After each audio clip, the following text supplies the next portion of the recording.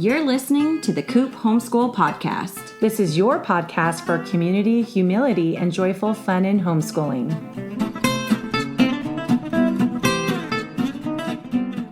Hi, I'm Mandy. And I'm Jessica. And this is The Coop.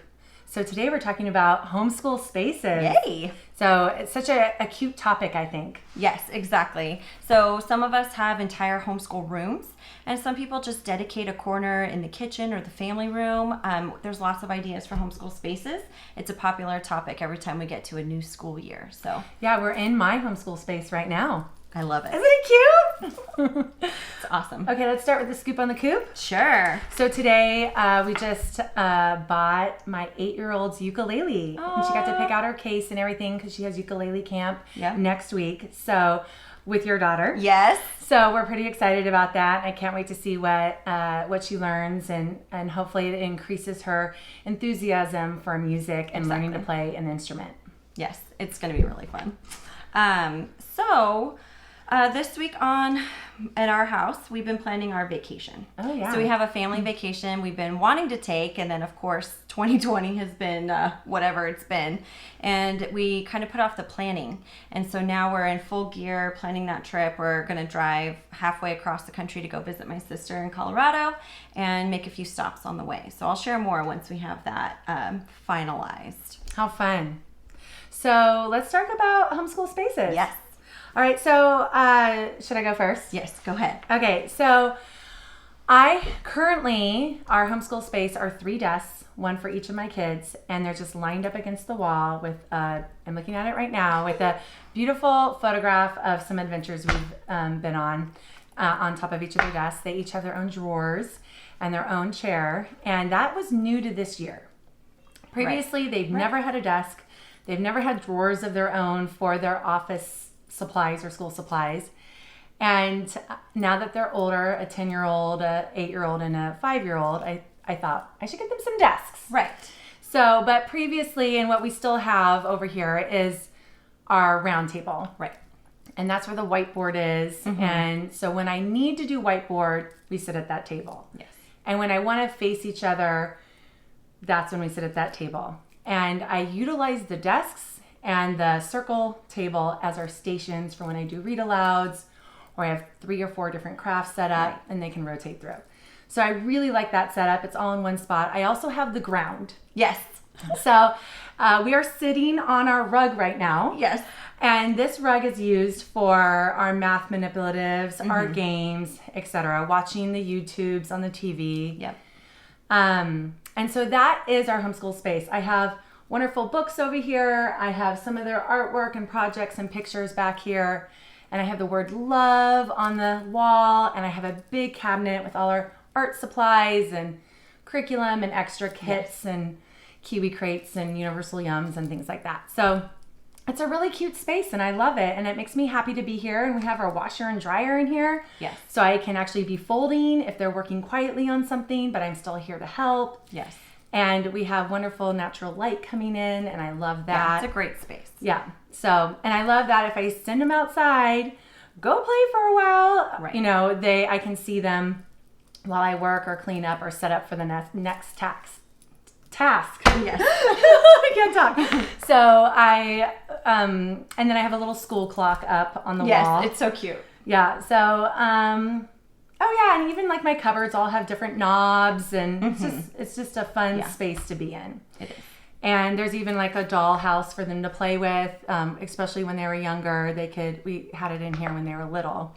Right. And they could play with it when I was just working with the older one. So I think that's my space in a nutshell. What's your space like? Well, my space, I had 2 spaces. So when we first started homeschooling, we started homeschooling more than 2 years ago, but we moved 2 years ago. So we actually set up some of those big cube shelving areas with the tables attached. And so that was our dedicated homeschool space. It was right there in the living room at the table. And then we ended up moving and we had this big room and we tried to figure out what to do with. So it's been labeled the playroom. Oh yeah, I call my schoolroom the fun room. Right, exactly. Like we're trying to, inadvertently make them see school as fun or play, which it is. It is. Right. But yeah. Yeah, so it's our playroom.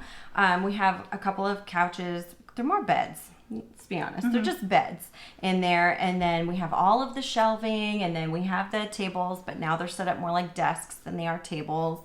And we've got the bookshelf that's low for my little guy. He's a toddler now, 2.5, and he can pull out all of his books or his little drawers of toys and games and whatever he wants. Everything's accessible to him, Yes. so he can play independently. Right. And actually what he loves right now is climbing up to my desk. Aww. While Sophia is at her desk, he likes to climb up to mine and pretends he's doing whatever Sophia's doing. Adorable. So, yeah. So our space is definitely very cube, space oriented, lots of books, lots of shelving, and kind of free access to everything that we're doing. I have my daughter keep her active curriculum books in her cube right next to her desk, and then I keep the teacher versions in mine, next to mine. So then she knows to grab mine or whatever whenever we sit down to work together. I love that. My, right now, since we had this space became my husband's office. Right. We used the dining room, and then I got these little caster wheels or something, carts that are a couple of them, and I fill them up with their art supplies and the curriculum and stuff. But I've never kept things where it's their workbooks. Right. And I think that would be a very helpful thing for them, and then they can just grab it anytime. I'm usually like, here's the workbook we're doing right now, instead of just saying, go find your workbook. Right. Well, that came about because we don't always homeschool in our homeschool space. Right, exactly. So that came about because with my toddler, he wasn't a toddler when we moved into that playroom, into our new home. And so he was a baby and he needed a lot of things, or he needed to not be at a desk with me holding him. So when it was time to work on math, if we had 10 minutes to get some math work in, I would just tell her to grab it. She knew exactly where it was. So for me, that was definitely for convenience and to make sure she knew what she was looking for. And so she was responsible for her books. Yeah. I only had the one big kid, so it wasn't like it was just going to, it did get tossed, but it's her stuff. So she knew how to go through it and to clean it up. And so that was the thing, because honestly, we school wherever we happen to be in the moment, that we have the opportunity to work in whatever we're learning for the day. Yeah. Let's talk about that a little bit. Yeah. The possibilities are endless when you're a homeschool parent and homeschool family. And so what are some places, where are some places that you go? Outside of our home, we like to go to the beach or to a cafe. We'll just bring usually one item, one curriculum type item, and then I'll have her grab not a workbook. What do we call those? An activity book. Yeah. Yeah. She's got a whole shelf of activity books, whether it's a sticker book or a how to draw book or something, just any activity book she wants. And I have her bring a few of those, and we pack it up and we go. Sometimes we go to the local park, pack a picnic and do that. Another place we love to go is up to Grandma and Grandpa's house, and we'll bring our curriculum up there. Yeah, and it's perfect because my little guy gets to play with Grandpa while I sit down with the big girl, and she gets some really focused time with me. So that's been a nice place for us to homeschool for a change of pace. That's so convenient when it's family that's playing with, the other kids. Yes. Yeah. So we love the car, and I know you do too. Yeah. So we have done, Story of the World in the car. Yes. We've done Mandarin in the car. We've done like books on tape type of, stories in the car. I forgot about the car. I know. I thought you were going to say that No, first. I forgot. I was thinking locations. I forgot that we're in the car so much. I mean, you read through the whole Hobbit in 2 weeks just because of driving places. Yeah. So I think that's how we got through most of or half of Little House on the Prairie and the Narnia series. Yeah, we did all of the Narnia in the car and Harry Potter. Oh, yeah, that's right. Yeah. Only 1 through 3. We didn't listen to the whole thing yet. Yes, I forgot. I have to say that. So the car is really great for that. And I think this year my goal is to do decades music. Yes. And musicals in the car. Yes, we have a whole idea for this. We do, yeah. So I'm excited to study that way in the car, because that's really fun for me too. Yes. And then when you do Story of the World, in the car, I'm learning so much.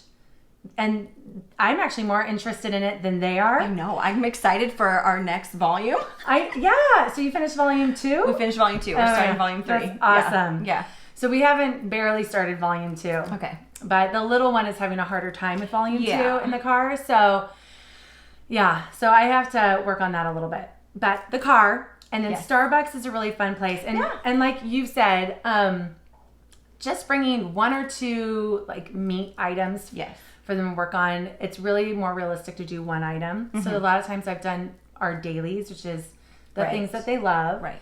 and 1 meat curriculum to do. So, and the more portable ones. Yes.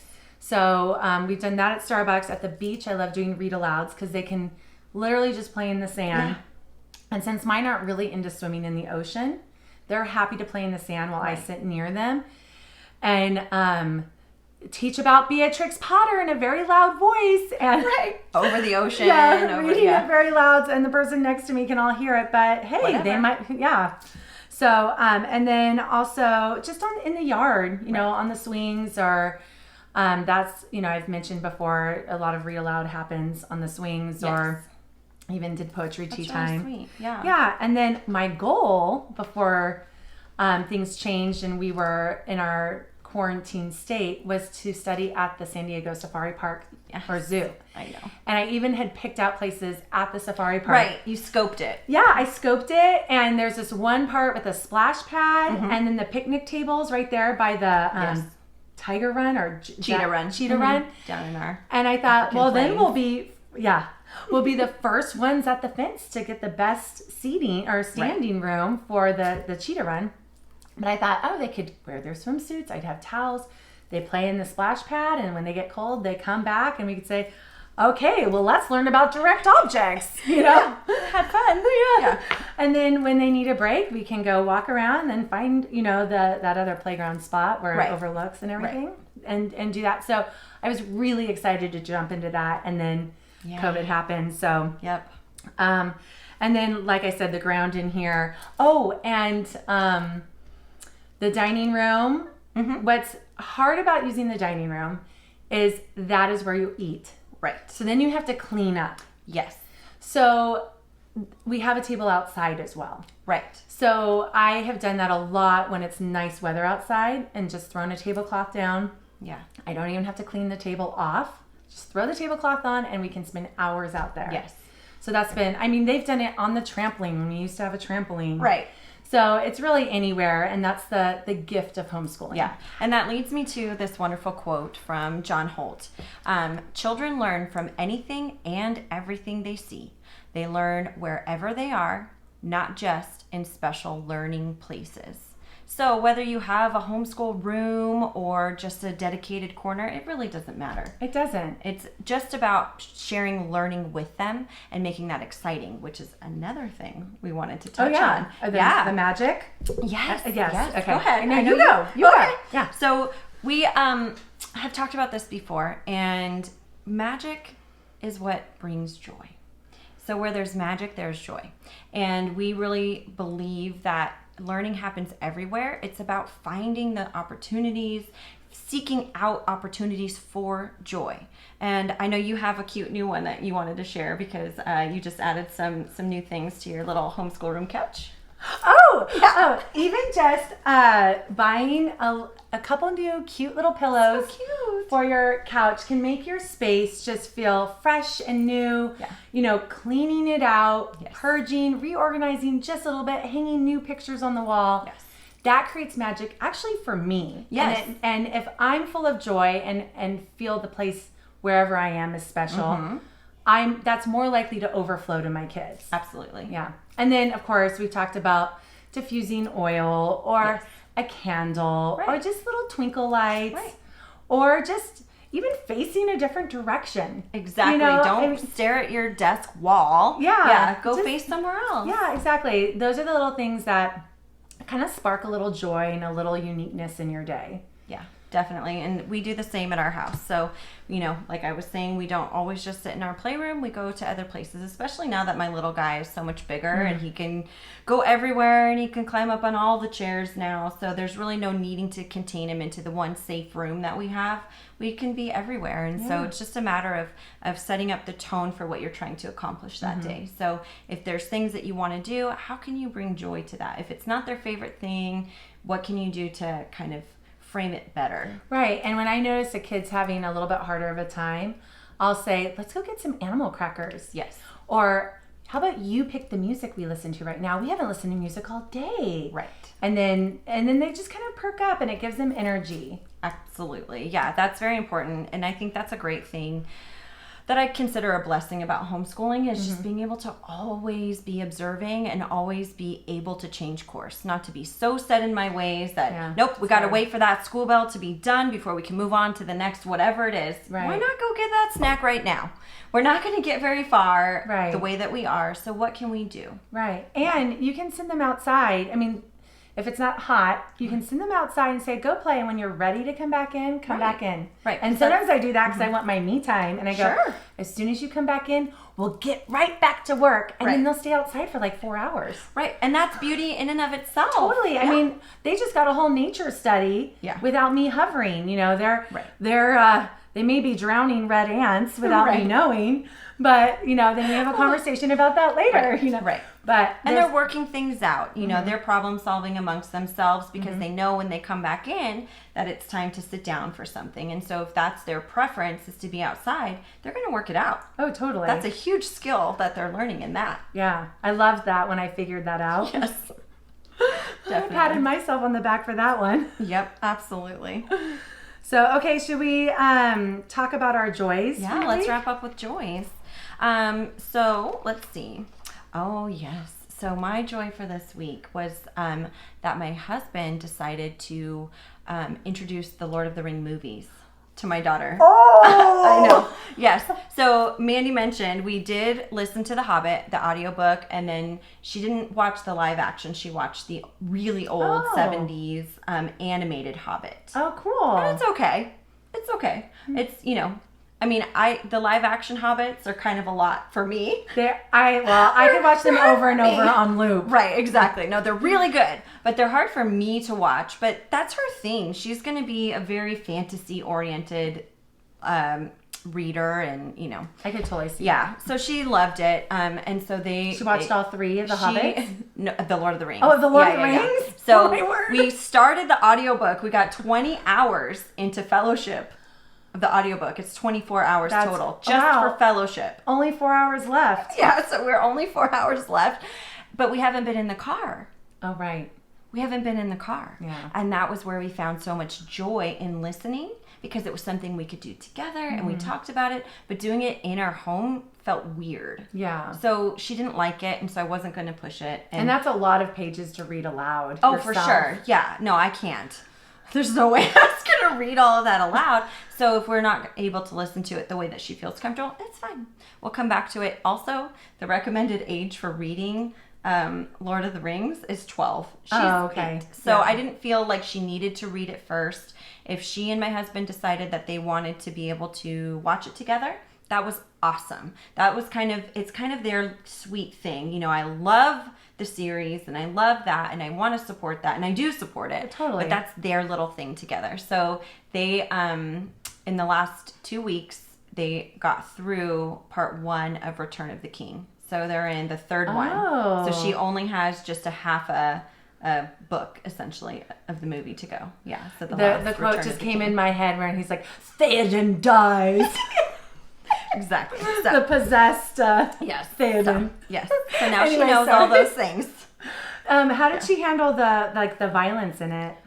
It doesn't faze her. I don't know. I think she's ready for Harry Potter 4, 5, 6, and 7. I know, but that's my thing. Is it's not so much the violent aspect because she can. It's more of the character's growth. Yeah, and that's changing. True. Yeah, and so that's just where I'm like, maybe when she's a real tween, right, then she can handle that kind of teenager stuff because that'll be her next step. Right, but she's not even a tween yet. Yes. So that was kind of my reasoning for it, but it's arbitrary. We've talked about that so much. Yeah. Who knows if I'm making the right or wrong decision, but that's where we've settled for now.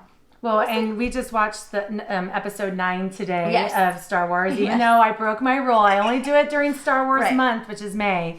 But there was only one time I said look away, and they're really good at just looking away right away. No questions asked. Yeah. Yeah, that was intense. She watched that whole thing in the movie theater. Yeah. So before I did. Yeah. Yeah, she went with my husband and some of our family, and then I took my dad a couple weeks later. Well, I think also for storytellers and really good pretenders, it's not as scary because they get it. They get that it's pretending, that it's like a form of catch up. Right. And that's the thing. I'm not a very good pretender. I never have been. I've never been imaginative in that way. So for me, everything feels real. So when you put me in a world like that, it's going to feel real to me. And so I definitely don't handle that kind of violence as well. I've never preferred violence in anything that I watch. Even reading is. I just reread The Hunger Games. Oh yeah, how'd that go? Really good, but really hard to read. It's really violent. And I need to read it. Yeah, I should have read it with you. Yes. Because I love those dystopian post-apocalyptic now the prequel came out. So. Oh yeah, I think I have to read it before. Yeah. Okay, so what's your joy? My joy is we were sitting on a plane for an extra hour because of lightning, coming home from Colorado last week, and the kids were getting, I don't want to say bored, but they were ready for their Kindles. Right. But we weren't allowing the Kindles until we were up in flight. Right. Because we still had another 2 hours and 15 minutes for those Kindles.